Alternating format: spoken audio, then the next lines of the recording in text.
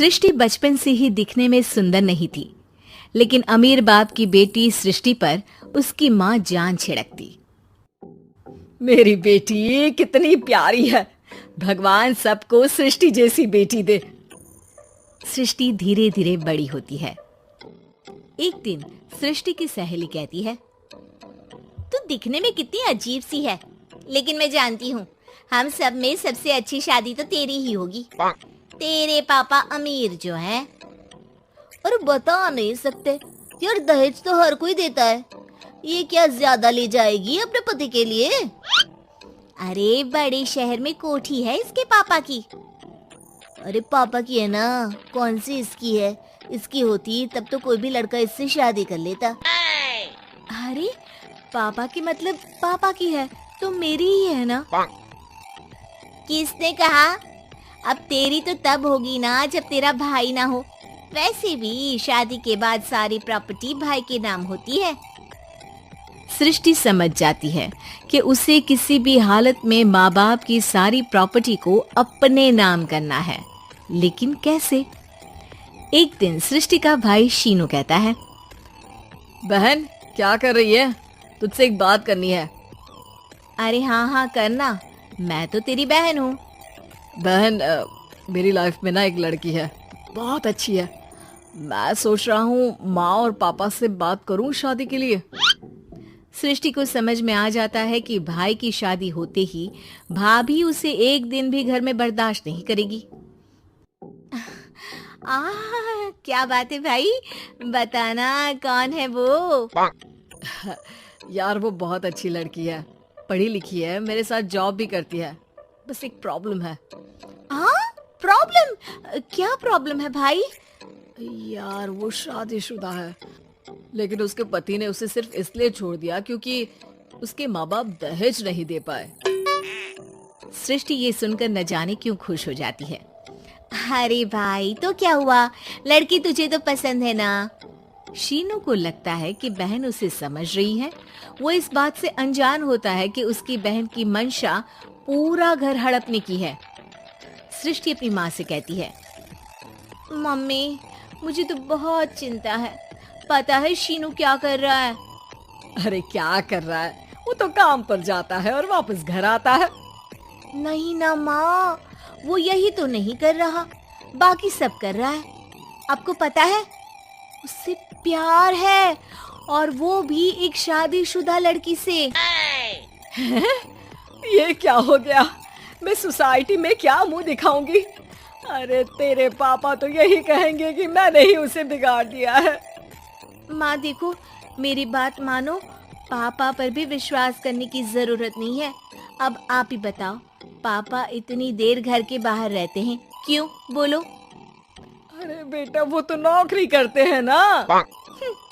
तू बहुत भोली है माँ। पापा का ऑफिस तो 7 बजे खत्म हो जाता है, लेकिन देखो कितनी देर से आते हैं। अरे नहीं बेटा, ऐसी कोई बात नहीं है। सृष्टि माँ को एक औरत से बात करते पिता की फोटो दिखाती है। देखो माँ कैसे हैं पापा। मैं ना कहती थी कि पापा सही नहीं है। मैं तेरे पापा से बात करूंगी, दे फोटो मुझे। ओ माँ, वो तो डिलीट हो गई। लेकिन चल, तूने तो देख लिया ना। पापा से बाद में बात कर लेना, और हाँ, मेरा नाम बिल्कुल मत लेना। हाँ माँ। अब क्या था, सृष्टि के माँ और पिता के बीच झगड़ा होना शुरू हो जाता है। सृष्टि के मन में क्या चल रहा था कोई नहीं जानता था। एक दिन, माँ सृष्टि के लिए एक लड़का देखा है, वो लोग शाम को उसे देखने आने वाले हैं। और हाँ माँ, एक खुशखबरी, मैं और पापा मिलकर एक नया बिजनेस ट्राई कर रहे हैं। शाम को लड़का आता है, सांवले रंग का। सृष्टि को तो बिल्कुल भी पसंद नहीं आता। लड़की की माँ कहती है, लड़की का चेहरा तो कोई खास नहीं, लेकिन अगर मेरे बेटे को आप लोग सेटल कर दें तो मैं उसकी शादी आपकी बेटी से करवा दूं। सृष्टि को लड़का बिल्कुल पसंद नहीं था। उसे भाई पर गुस्सा आ जाता है। लड़के वालों के जाने के बाद कहती है, माँ देखा शीनू मेरे लिए कैसा लड़का लेकर आया, न दिखाने लायक न सुनने लायक, सेटल भी नहीं, वो भी हम करे। अरे माँ, मैं जानती हूँ ये मेरी शादी किसी भी घर में क्यों करवाना चाहता है। अरे कैसी बात कर रही है बहन?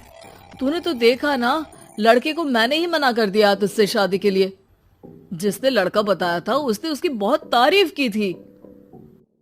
बात आई गई हो जाती है, लेकिन सृष्टि का मन शांत नहीं होता। क्या करूँ, कुछ समझ में नहीं आ रहा। मेरी शादी हो गई तो ये लोग पूरी प्रॉपर्टी शीनू के नाम कर देंगे। मेरे हाथ तो कुछ लगेगा ही नहीं। तभी सृष्टि को आइडिया आता है। वो किसी वकील को फोन करती है। जी देखिए, अगर आपके मम्मी पापा का तलाक हो जाता है तो आपके पिता की आधी प्रॉपर्टी आपकी माँ के नाम हो जाएगी। फिर उसे वो किसी को भी दे सकती है। सृष्टि अब माँ को बेटे के खिलाफ भरती है। माँ, शीनू पर नजर रखा करो। वो जिस लड़की के प्यार में है ना, वो शादीशुदा है। यहाँ आएगी, सारा पैसा, रुपया, जमीन, जायदाद सब हड़प लेगी। पापा का भी हाल तुमसे छुपा नहीं है।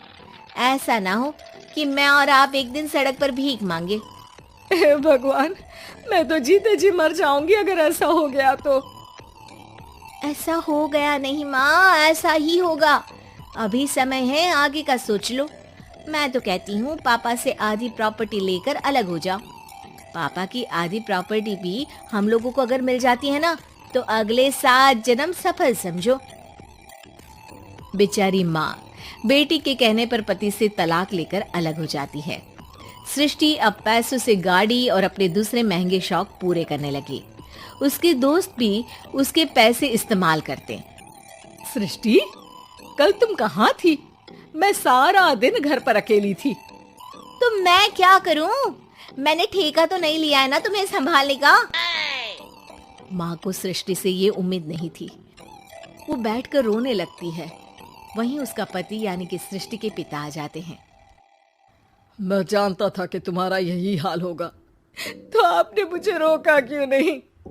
मैं रोकता तो तुम रुकती क्या? सृष्टि के कहने पर तुमने मुझ पर, अपने बेटे पर शक किया, लेकिन तुम ये भूल गई कि कैसे हम दोनों ने मिलकर जीवन में इतना सब खड़ा किया। माँ पति के गले लग जाती है। मुझे माफ कर दीजिए, मैंने आपकी कमाई का एक बड़ा हिस्सा गवा दिया।